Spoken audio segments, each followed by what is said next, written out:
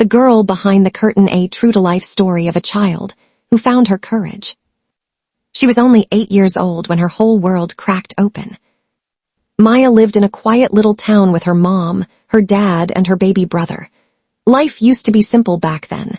She'd laugh in the backyard, splash through puddles after the rain, and dream about becoming a nurse one day. But one night, everything shattered. Her father came home drunk again. Her mother tried to calm him down, but he shoved her hard against the wall. Maya screamed. Her little brother burst into tears. That was the night she saw real fear for the first time, and somewhere inside her, that fear started turning into something else, something braver.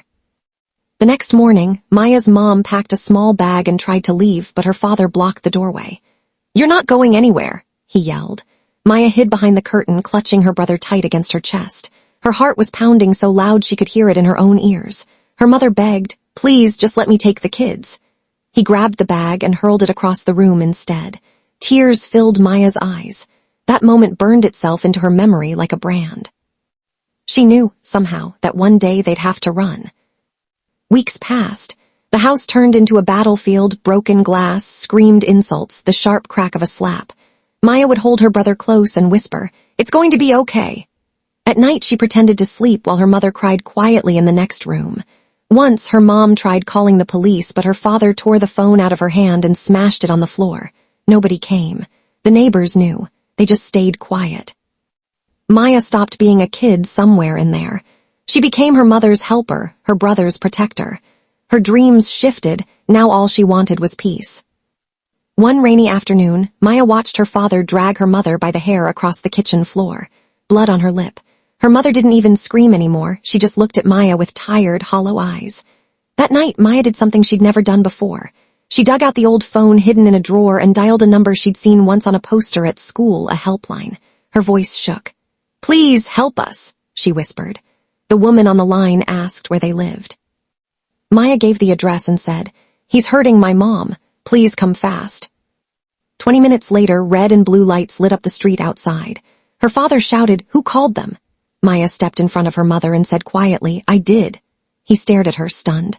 The officers came in, asked questions, took photos. Her mother wept. Her father was led away in handcuffs. It felt like breathing again after almost drowning. But Maya didn't smile. Not yet. Her mother pulled her into a tight hug and said, "You're my little soldier." That night, for the first time in years, they slept in peace. Afterward, they moved into a shelter in another town. It was small, but it was safe. Maya started at a new school. She didn't talk much, but when she did, her voice was gentle and unshakably brave. Her teacher noticed the way she wrote. Maya filled notebooks with stories about strong girls and broken homes that somehow found their way back together. Her teacher called her mom one day and said, "Your daughter has a gift." Her mother smiled through tears. Maya kept writing. Every story she put on paper healed something inside her, just a little more. Years went by. Maya grew into a teenager full of quiet strength.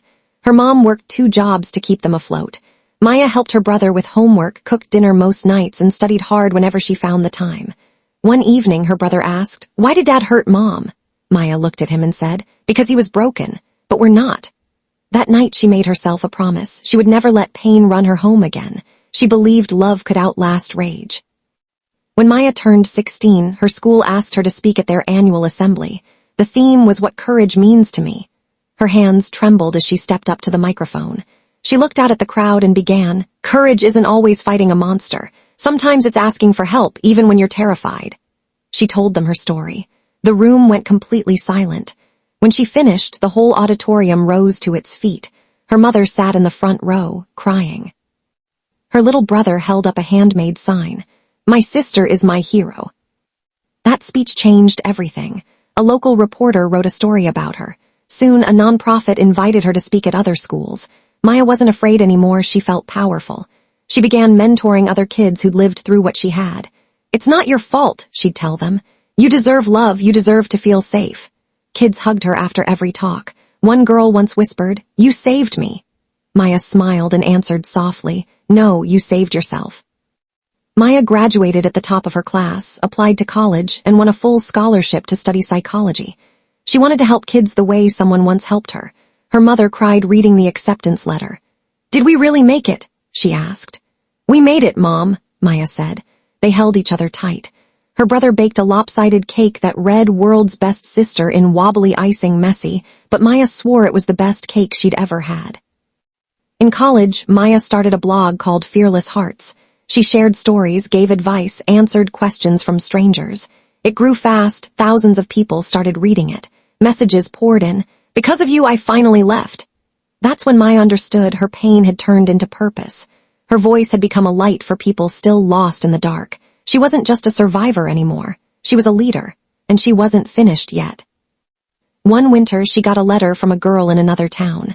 "My dad hurts my mom. I don't know what to do. I saw your video. You're so brave. I want to be like you."